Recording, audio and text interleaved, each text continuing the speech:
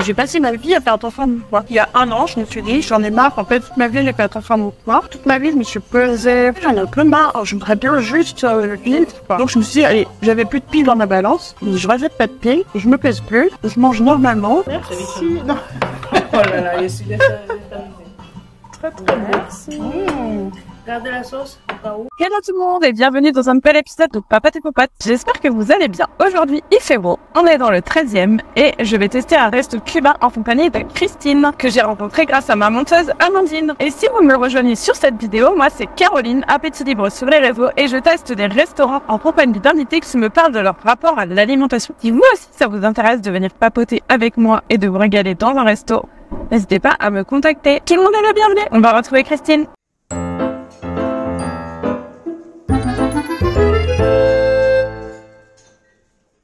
Devant le restaurant avec Christine.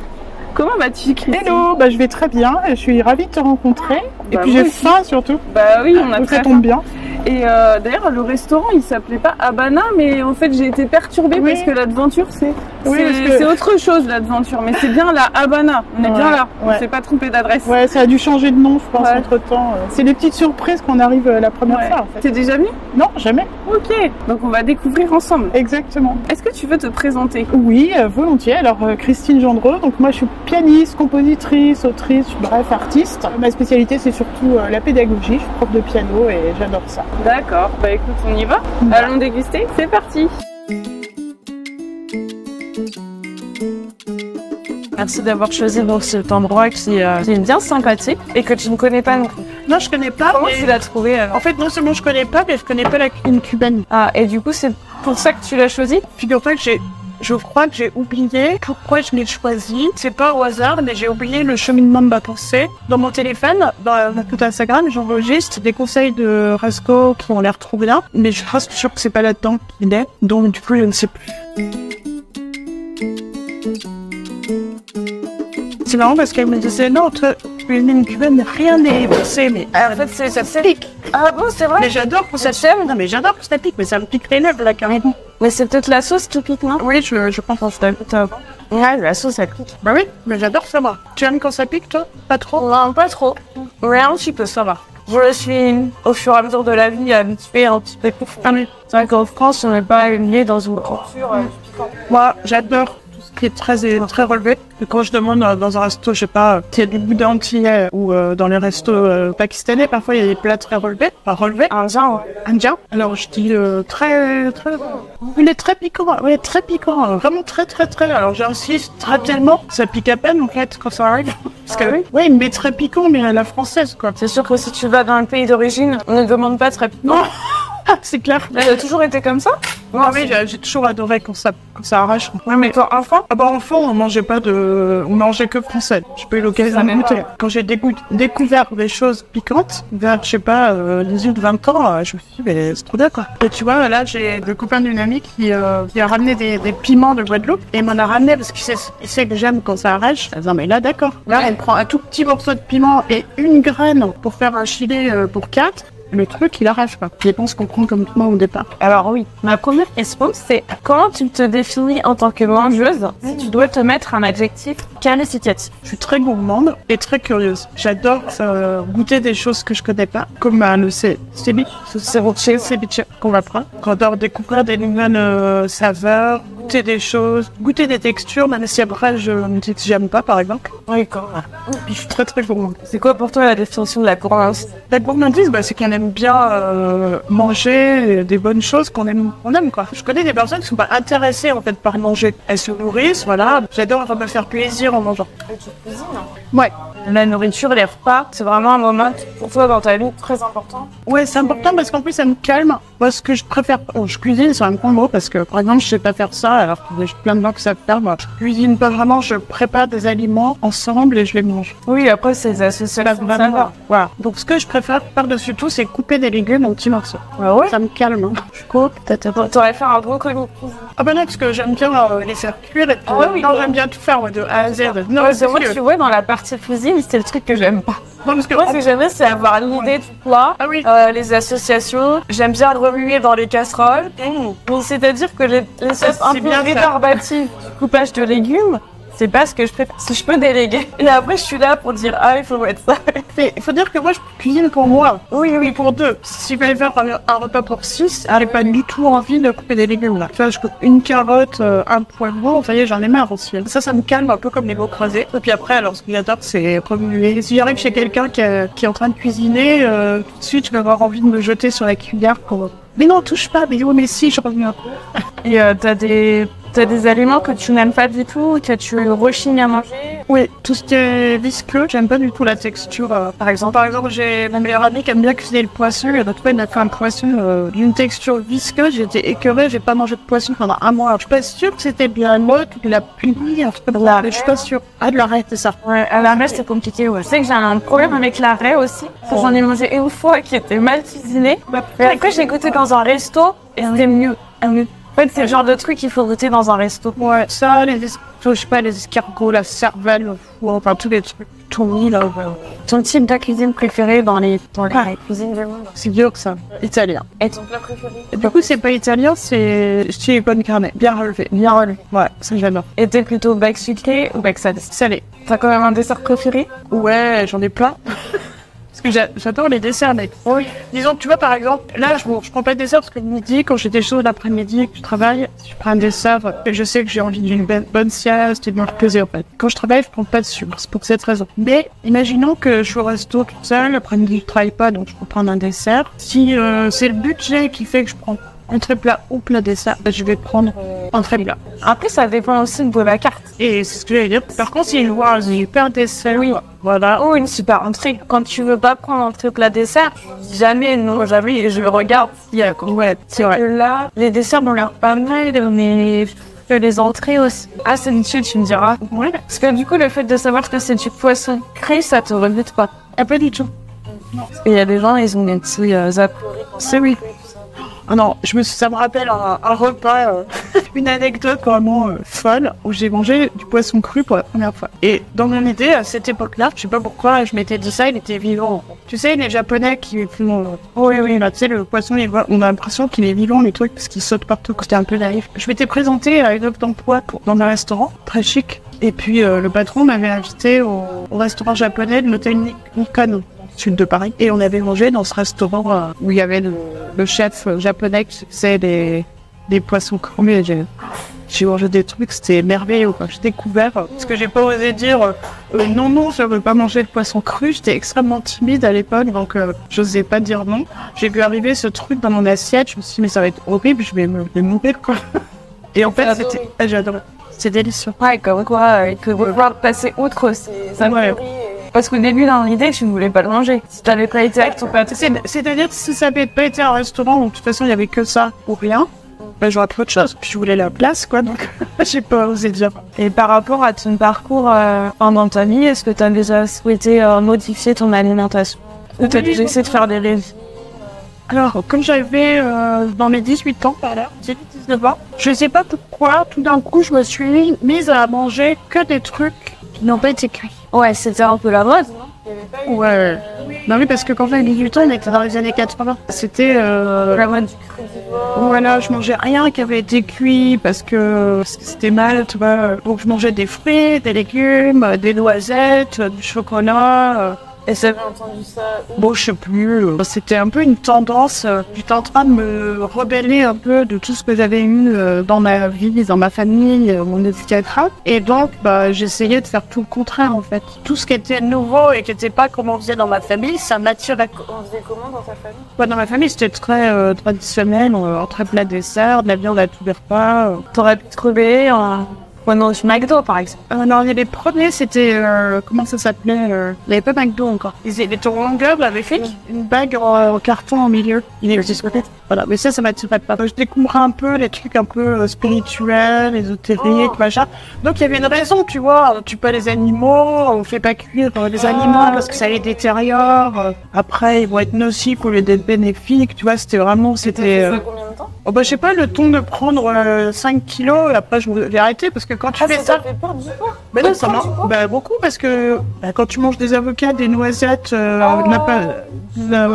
crème d'amande, que des trucs crus, bah du coup tu manges que des trucs super bons mais super nutritifs. Sinon tu manges rien quoi. Tu peux pas manger de pâtes. Pas manger de pâtes. T'avais quand même le droit de... Enfin, il n'y avait pas de limite de quantité. Bon, moi j'ai fait ça comme ça, bah ça oui, seule. Bon, au bout d'un moment je me suis dit ouais c'est bien gentil ça, mais moi j'ai pris 5 kilos, donc je vais remanger normalement, puis ça va bien se passer quoi. Et j'ai remangé normalement. C'est mon côté un peu excessif moi quand j'essaye un truc, paf, j'y vais à fond, puis après je me dis bon, je réfléchis après là. Enfin à cette époque en tout cas. Et après du coup tu es revenu à l'alimentation normale française. Oui voilà, j'ai refait, voilà. T'as reperdu tes 5 kilos? Bah oui, j'ai repris mon poids normal quoi.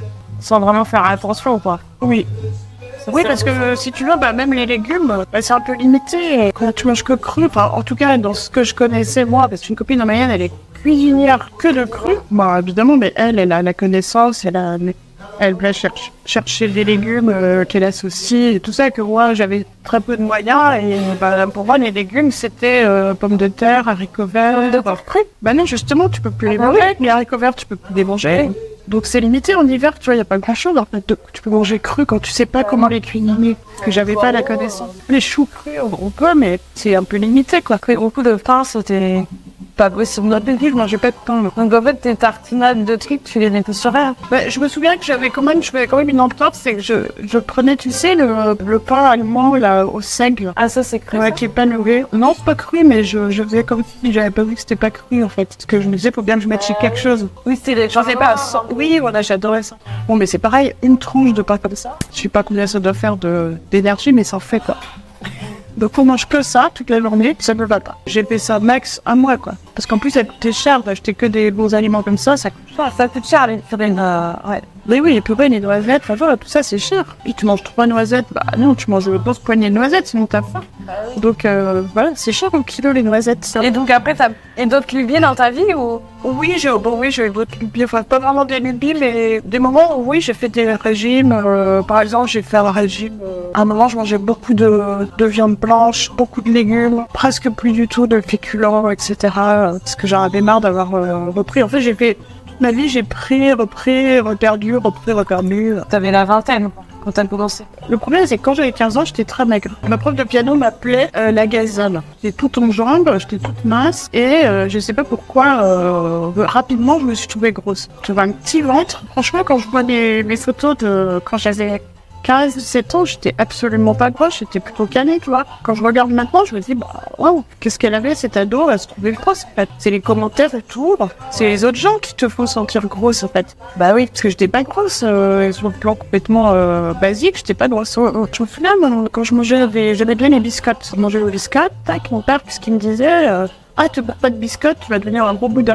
Bon, bah d'accord, mais du coup, qu'est-ce que je faisais? Je piquais un paquet de biscottes, j'allais dans ma chambre et je me bourrais du paquet de biscottes. Rien que pour me dire, bah, en gros, je leur ouvre et je ne viendrai pas un gros boudin et je mange les biscottes si je veux. Ah ouais, tu veux, c'est terrible. Ouais. Quand c'est les parents, c'est encore pire parce que c'est un côté affectif, quoi. C'était fermé, tu te donnes. Ouais, c'est ça. Dans ma famille, on a eu un rapport à la nourriture qui est... Bah, je m'en rends compte maintenant, même un peu tard, parce que j'ai eu des enfants et je pense qu'il y a un petit peu cette tendance aussi, bah, un peu trop tard. Je peux plus rectifier parce que je m'en suis rendu compte tard. C'est que la nourriture, elle est liée à l'émotionnel. C'est-à-dire, on réussit quelque chose, on fait ça avec une grosse glace, on tombe, on se fait mal, on se console avec une grosse glace. Ouais, c'est normal, parce qu'on pourrait se consoler avec un gros câlin. Oui. Oui, une fois que la crise elle est passée, aller manger une petite glace, que là c'est vraiment toujours la réponse, c'était la nourriture. Alors ça fait plaisir sur le moment, bien sûr. Ça porte un bon sentiment, tout comme moi quand j'ai fait plaisir à mes enfants parce que c'était triste d'un truc ou content d'un truc, on allait que c'était ça, un bon repas, puis c'est très français de faire ça. Oui, c'est très français. Mais je ne sais pas si c'est à la place, du contact de l'interaction humaine, c'est trop déséquilibré, je pense que c'est... Oui, je pense que c'est pas très bien. C'est une d'équilibre parce que, en fait, on a le droit d'utiliser la nourriture, mais il faut aussi présenter d'autres façons. Ouais. De temps en temps, on peut prendre la nourriture, mais à un autre moment, on va aussi faire d'autres trucs. C'est tout le temps que la nourriture. Là, potentiellement. Oui.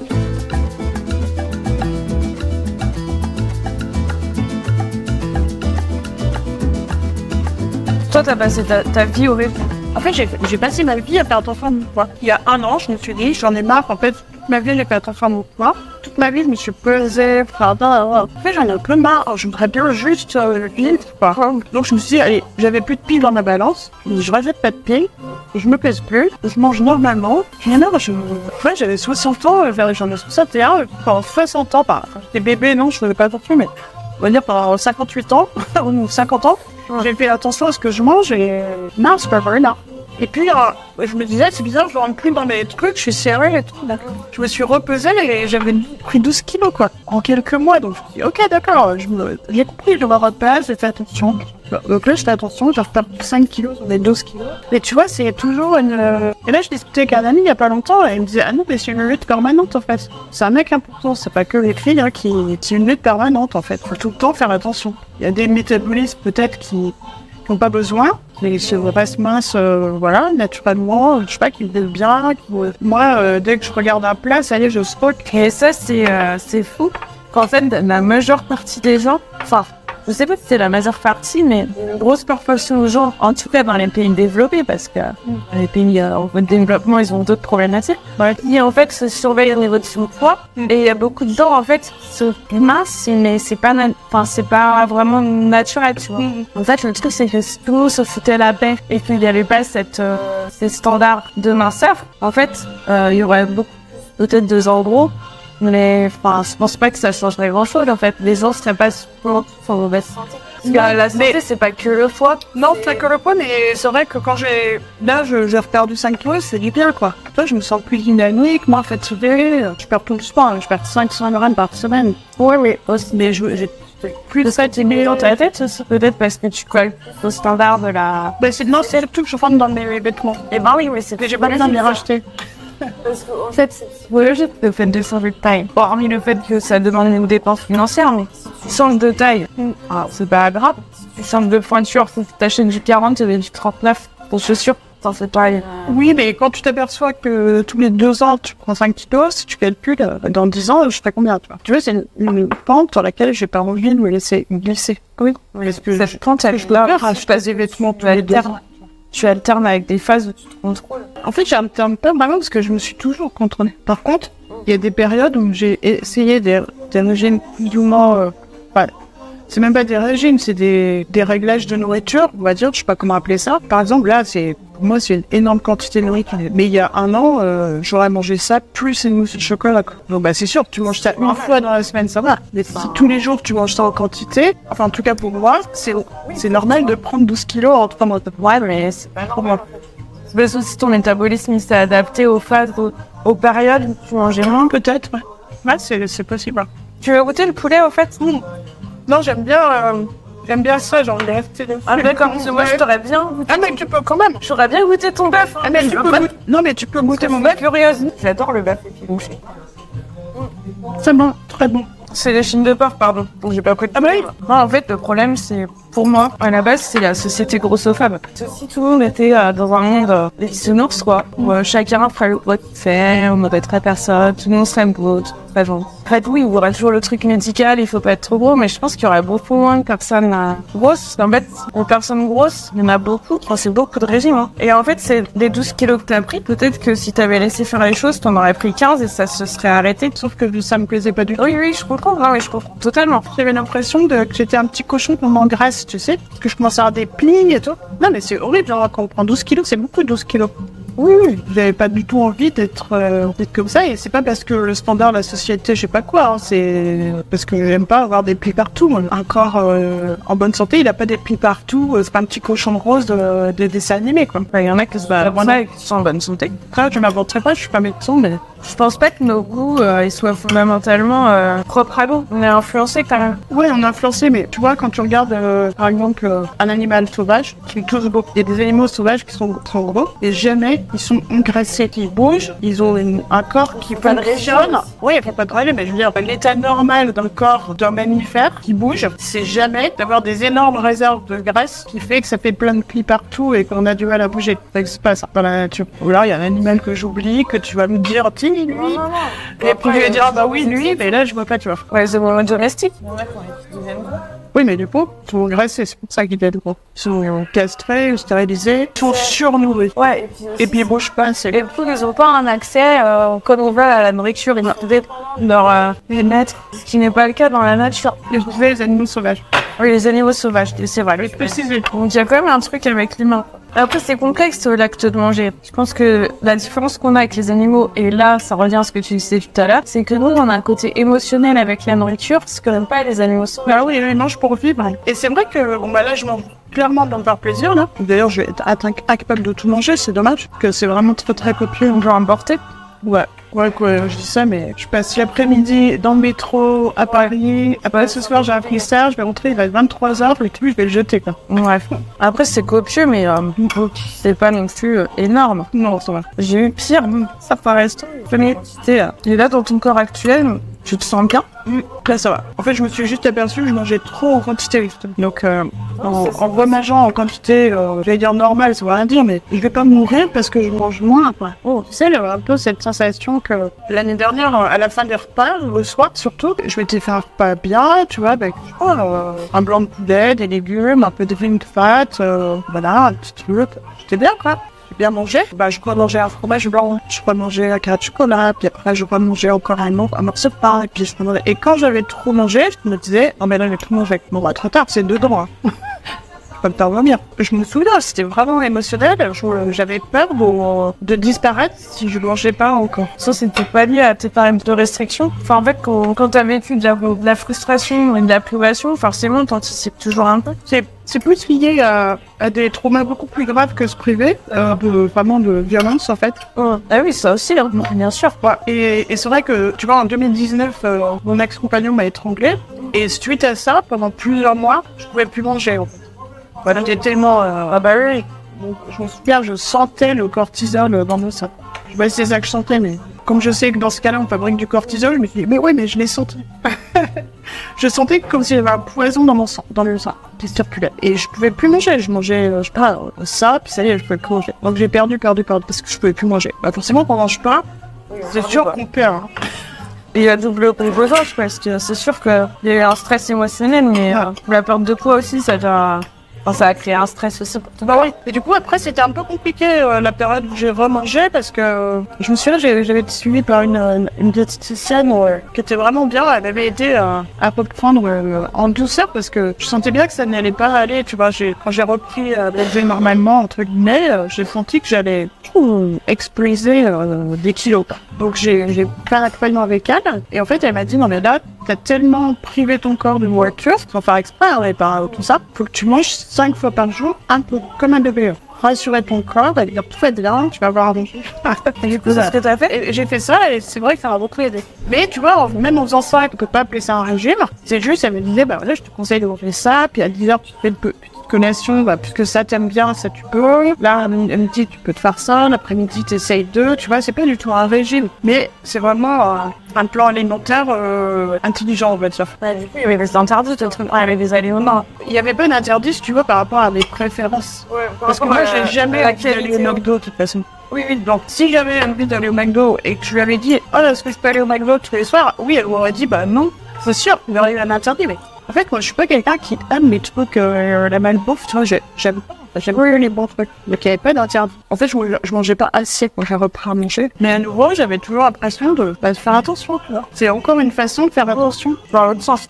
Hein. Si je me lâche vraiment, bah, du coup, je crois que je ferai plus, parce que une fois, je me suis lâché vraiment l'année dernière, pendant, je sais pas, les 12 kilos, j'ai peut-être un 6 mois. Ouais, 2 kilos par mois, bah oui, mais si je prends 2 kilos par mois pour le reste de ma vie, à 85, je pourrais plus bouger, quoi. Tu crois que c'est possible? Non, je pense pas.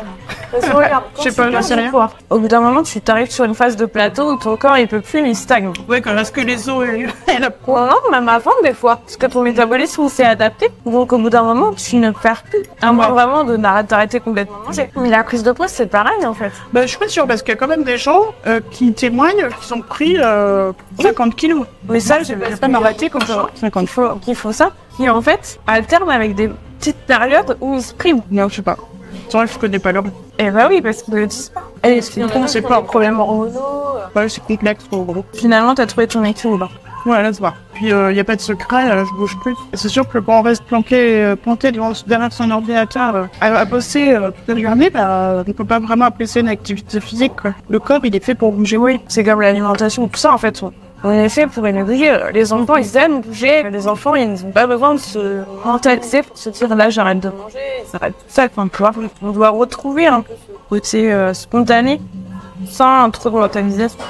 Ouais, mais c'est vrai que quand on dérègle beaucoup son corps, après c'est pas... Ouais, moi je pense que franchement, sincèrement, et du moment que je le crois, du coup je le ferai jamais, parce que quand on a une croyance, bah elle est forte et elle empêche. Franchement, je dégomme énormément de croyances dans ma vie, pour plein de trucs, et là je suis persuadée que c'est trop tard pour moi, que je pourrais jamais me dire je fais tout comme je veux avec la nourriture, et ça va bien se passer, je vais rester avec mon poids de forme. Je suis sûre que non. Enfin, ça n'existe pas. Voilà.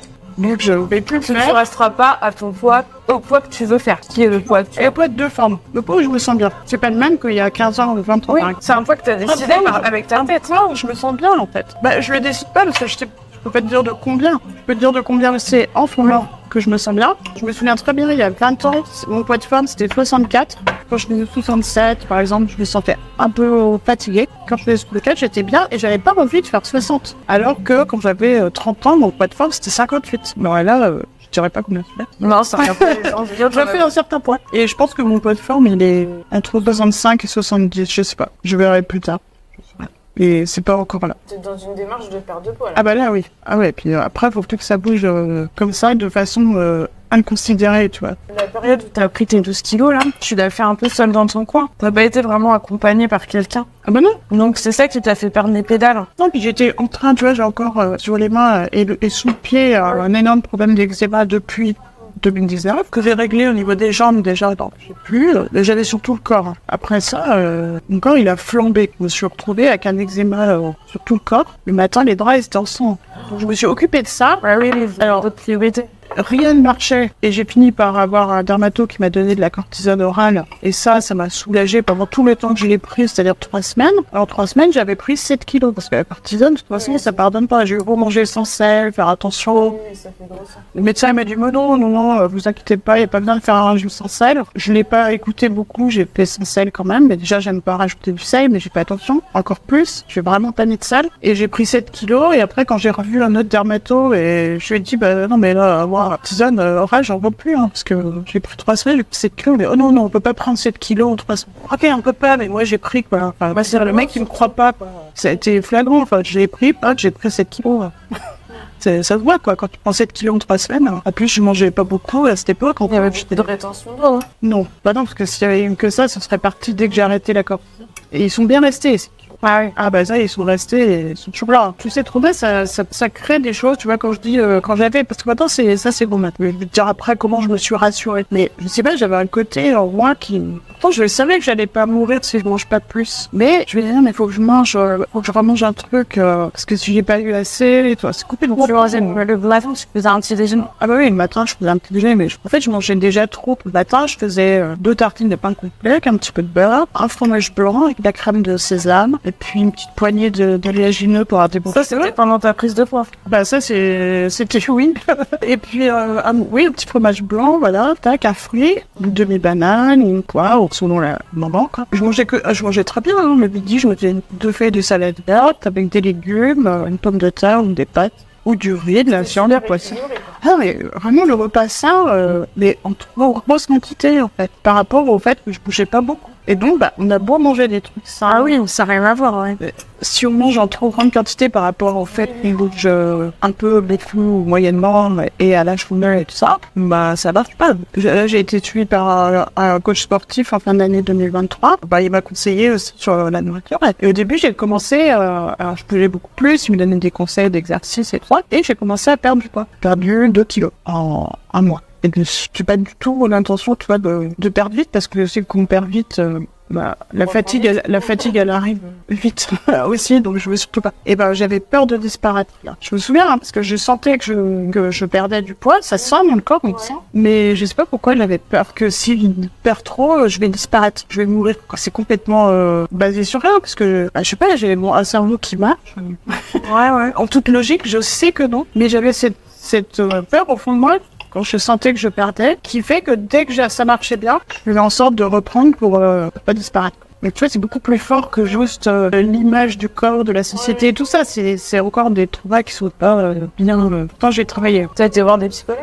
Oui, c'est complexe. Il n'y a pas une seule raison de toute façon. Mais la société, elle joue quand même un petit peu. Tu peux pas non plus totalement dire qu'elle a pas de lien d'influence. Non, elle a forcément d'influence, mais moi je sais que je suis pas quelqu'un qui veut. Déjà, je regarde pas la télé, j'ai pas de magazine, j'ai pas une volonté de ressembler à je sais pas qui, un mannequin ou voilà. Moi j'aime les femmes qui ont des formes voluptueuses, pulpeuses, tu vois, qui sont généreuses. J'ai pas du tout. Quand je dis j'aime pas, je les aime quand même. Oui, basiquement. Enfin, je veux dire, quand je dis j'aime pas, ça m'attire pas d'être comme elles. Il y a des gens qui voudraient absolument être comme voilà, puis elles ont un mannequin revu, puis elles vont se priver en espérant ressembler un jour. Moi, ça m'est jamais arrivé, ça. Mais après, tu sais, il y a tout originaire autour des personnes, autour de la grosseur et de la prise de poids. C'est aussi l'image que tu renvoies de je me suis laissée aller, je manque de volonté, j'ai fait n'importe quoi. Enfin, tu vois, c'est quand tu prends du poids, il n'y a pas que ton corps. Il y a tout l'imaginaire qu'on met derrière quelqu'un qui prend du poids. Et ça, c'est violent parce que, en fait, la personne, ça se trouve, elle a une dépression, elle a pris du poids pour 10 000 raisons. Et souvent, on colle l'image, il s'est laissé aller, il a mangé n'importe quoi. Et ça, je trouve que ça peut être dur à vivre aussi.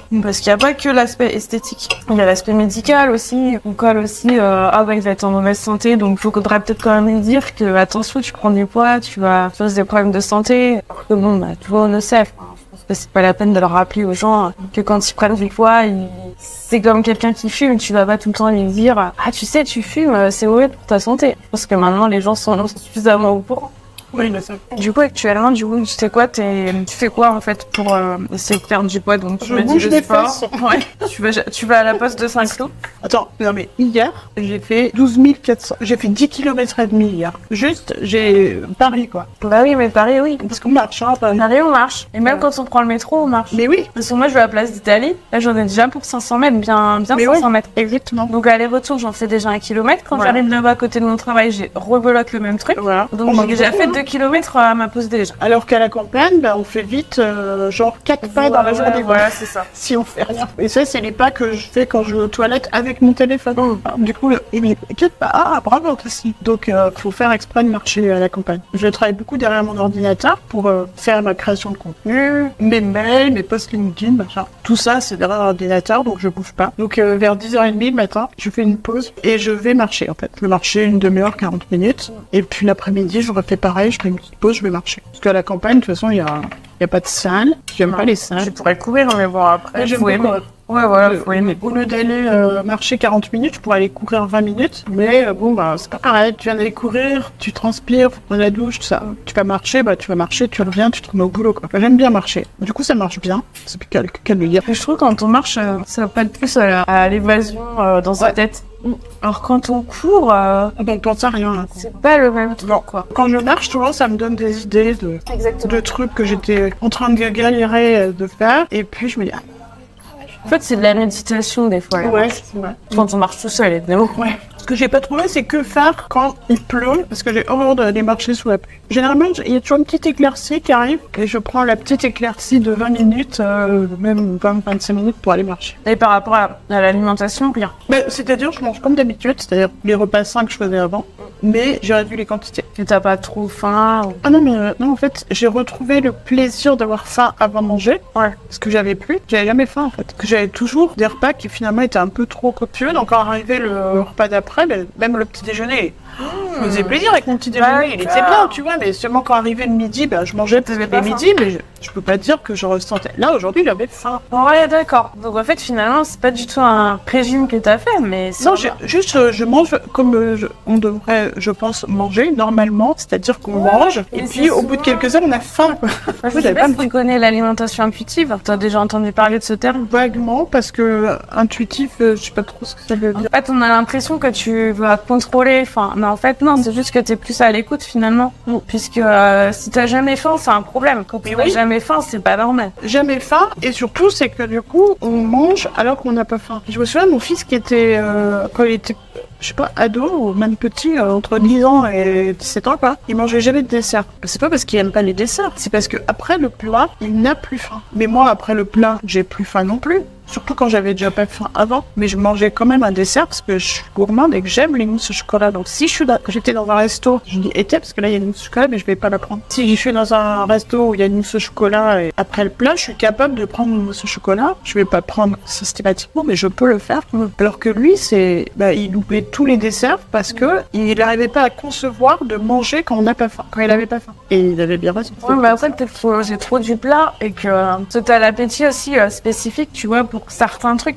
Par exemple, tu peux avoir fini ton repas, mais avoir quand même envie d'un fruit ou d'un truc parce que c'est une saveur différente. Ouais. Et en fait, moi, mes filles, elles mangent souvent des desserts. Mais elles sont petites. Elles ont quel âge? 5 ans et 2 ans et demi. Ah oui. Mais la grande, dans 5 ans, elle commence en fait une maturité quand même. Bon, ça lui arrive de pas manger de dessert, mais c'est plutôt rare. Mais par contre, elle finit rarement son plat. Elle laisse de la place pour le dessert? Parce qu'il y a une époque, je pense qu'il y a une époque où on disait aux enfants, finis ton plat, sinon t'auras pas de dessert. Et ça, c'est créer un peu c'est un peu les perturber, je pense. Moi, je pense aussi, ouais. Moi, j'ai jamais fait de chantage à la nourriture. Parce que du coup, ça met un peu le dessert comme une récompense, ce qui devrait pas être. Bah non. Tu vois. Et en fait, c'est juste. J'ai dû faire des erreurs, moi, souvent. Non, mais j'ai pas fait celle-là déjà. Ou alors, je me souviens, j'avais des copines qui disaient ah, bah, de toute façon, mes gamins, s'ils ont pas fini leur plat, bah, de toute façon, ils le retrouvent au petit déjeuner. Ouais. Mais c'est de la violence. C'est de la torture. Ouais. C'est méchant. C'est pas bien, le petit déjeuner, le plat froid. Bah non. C'est très méchant. À chaque époque, tu sais, il y a des nouveaux conseils de parentalité. Donc, dans 20 ans, je me dirais, ah, bah non, nous, on disait pas ça. Enfin, oui, mais on pourra jamais faire parfait. Non, ça existe pas. Merci beaucoup, Christine, d'avoir participé, d'avoir témoigné de ton parcours, de ton rapport à l'alimentation. Eh ben, merci à toi pour l'invitation. Ça m'a fait plaisir et intéressant. On s'est régalé, on a bien mangé. Ouais, c'était très bon, très copieux. Ouais. Moi, j'ai pas tout fini. On vous recommande l'adresse rue Albiac dans le 13e. Ah ouais. Pas loin de la place d'Italie. Dans un petit quartier, tout calme. Moi, je suis arrivée par la poterne des Templiers. Des Peupliers. Ouais. Des Peupliers, voilà, c'est ça. Des Peupliers, et ça fait un petit chemin tout calme. On se paraît même plus dans Paris. Dis-moi, Christine, où est-ce qu'on peut te trouver? Sur les réseaux, ou c'est un site internet? On mettra dans la description. Voilà. Parce que du coup, s'il y a des amateurs qui veulent apprendre le piano grâce à ta méthode en ligne, exactement, j'aime ça. Allez faire un tour sur un gros programme en ligne pour vraiment les adultes qui veulent un enseignement bienveillant, autonome, mais avec moi quand même. Différentes formules. Ouais, différentes formules. T'as les réseaux, t'as quoi? Instagram, Facebook, TikTok, LinkedIn, tout ça à mon nom, Christine Gendrose, YouTube. D'accord. Et t'as un site ou pas? Et j'ai un site internet, c'est toujours christinegendrose.com. Tout ça dans la description. Eh bien, merci à vous d'avoir regardé la vidéo jusqu'au bout. N'hésitez pas à la liker, la partager, la commenter et à vous abonner. Ah bah oui, hein. Et à vous abonner à Christine, évidemment. Et on se retrouve à la prochaine vidéo. Bye bye.